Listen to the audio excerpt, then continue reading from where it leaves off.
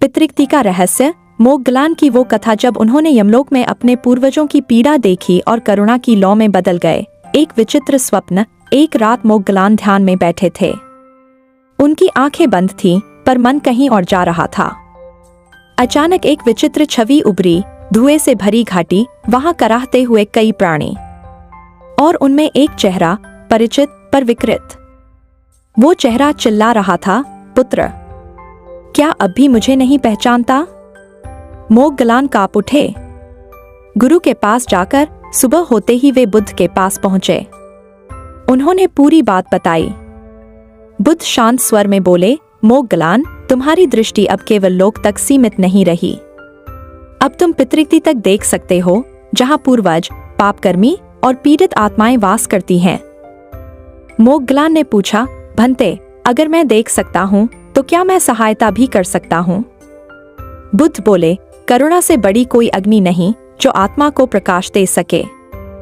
पर सहायता के लिए तुम्हें स्वयं उस मार्ग पर उतरना होगा जहां भय भी है और अंधकार भी। यमलोक की यात्रा। रात्रि का तीसरा प्रहर। मोगगलान गहन ध्यान में डूबे। उनका चित्त पितृक्ति की ओर गया, जहां वे आत्माएं रहती थीं जो अज्ञान, लोभ, हिंसा और पाप में डूबी थीं। वहां उन्होंने अपने पूर्वजों को देखा। उनके दादा, चाचा, परदादा, सब किसी न किसी पीड़ा में जकड़े हुए। किसी को जलन हो रही थी, कोई भूख से तड़प रहा था, कोई पशु योनि में जन्म ले चुका था। पूर्वजों का पुकारना। एक आत्मा ने कहा, हमने तुम्हें कभी नहीं माना, पर आज हमें तुम्हारी आवश्यकता है। तुम ही वह दीपक हो जो इस अंधे कुएं में उतर सका। हमें कुछ दो जिससे हम मुक्त हो सकें। मोगगलान के नेत्र भर आए। सेवा की क्रांति। ध्यान टूटते ही मोगगलान ने भोजन इकट्ठा किया। संघ के भिक्षुओं से कहा, आज हम इस भोजन को उन आत्माओं की स्मृति में अर्पित करेंगे जिन्होंने हमारे लिए कभी जीवन जिया, चाहे उन्होंने हमें पहचाना हो या नहीं। उन्होंने गरीबों को भोजन दिया, जल दान किया, दुखियों की सेवा की, पर यह सब उन्होंने पूर्वजों के लिए किया।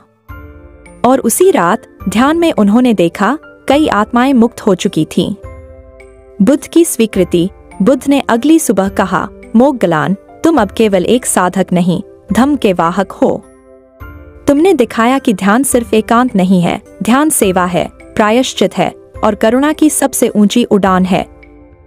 श्राद्ध की परंपरा की जड़ें कहा जाता है। बाद में मोगगलान की इसी सेवा भावना से पितृतर्पण या श्राद्ध की परंपरा जन्मी।